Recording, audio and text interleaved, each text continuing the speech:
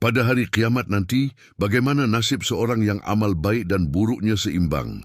Dan di antara mereka berdua, penghuni surga dan neraka, ada batas, dan di atas A'raf itu ada orang-orang yang mengenal masing-masing dari dua golongan itu dengan tanda-tandanya. Quran Surah Al-A'raf ayat 46. Diletakkan timbangan pada hari kiamat, lalu ditimbanglah semua kebaikan dan kejahatan.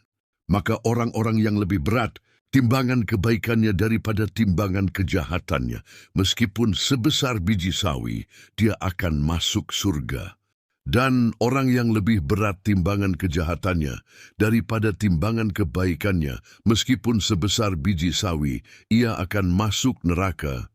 Dikatakan kepada Rasulullah, bagaimana orang yang sama timbangan kebaikannya dengan timbangan kejahatannya? Rasulullah menjawab, mereka itulah